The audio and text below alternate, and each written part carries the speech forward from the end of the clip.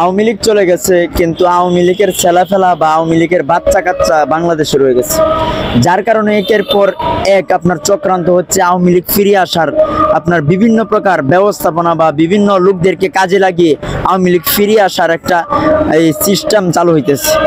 আসলে এই আওয়ামী লীগ কিন্তু ফিরবে, কারণ আওয়ামী লীগ এটা একটা ভয়ঙ্কর একটা দল, এটা বিভিন্ন তরিকায় ফিরে আসার চেষ্টা করতেছে।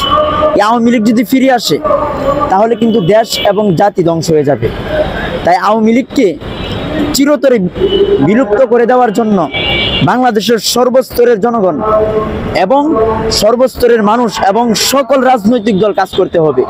কারণ আওয়ামী লীগ যদি ফিরে আসে এবং তারা যদি এই বাংলাদেশের ক্ষমতায় পুনরায় চলে আসে, তাহলে এই বাংলাদেশে কাউকে রাখবে না। এনসিপি বলেন, জামাত বলেন, বিএনপি বলেন, কাউকে রাখবে না, সকলকে শেষ করে দিবে।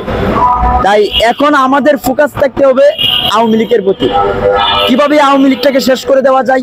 কারণ আওয়ামী লীগ আসলেই ভারতের আধিপত্য বাংলাদেশে আবার আসবে, বাংলাদেশের সার্বভৌমত্ব হুমকির মুখে পড়বে, ঝুঁকির মুখে পড়বে। এই বাংলাদেশ থেকে ইসলামকে শেষ করে দিবে।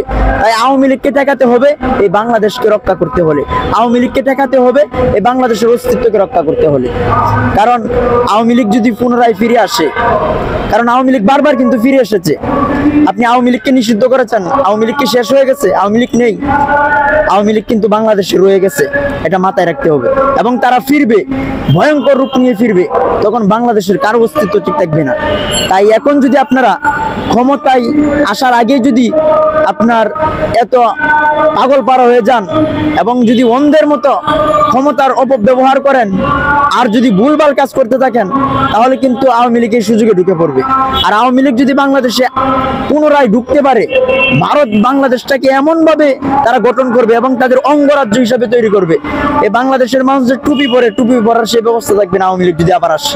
এই বাংলাদেশের মানুষ যে নামাজ পড়তে পারবে না, ইসলামই মানতে পারবে না, আওয়ামী লীগ মুসলমান শেষ করে দিবে। এই ভারত বাংলাদেশ থেকে ইসলামকে চিরতরে উৎখাত করে দিবে। এবং এই জয় বাংলা শুধু চলবে, জয় বাংলা। জয় বাংলা মূলত এটা কোনো মুসলমানের স্লোগান না, এটা হলো হিন্দুদের একটা স্লোগান। কোনো মুসলমান যাদের ইমান আছে তারা কখনো জয় বাংলার স্লোগান দিতে পারে না, কারণ জয় বাংলার স্লোগান যদি দেয় তার কোনো ইমান থাকবে না, সরাসরি কাফের হয়ে যাবে, সরাসরি। এটা স্পষ্ট ফতোয়া, পৃথিবীর কোনো মুফতি, পৃথিবীর কোনো আলেম এই ফতোয়াকে রিজেক্ট করা বা প্রত্যাখ্যান করার সেই সক্ষমতা নাই। তাই আমি বলছি, জয় বাংলার স্লোগানকে এই বাংলাদেশ থেকে মিটিয়ে দিতে হবে। আওয়ামী লীগের নাম নিশানা অস্তিত্বকে শেষ করে দিতে হবে।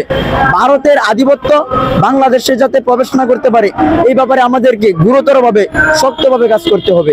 তাহলে এই বাংলাদেশ এগিয়ে যাবে, বাংলাদেশের মানুষ রক্ষা পাবে।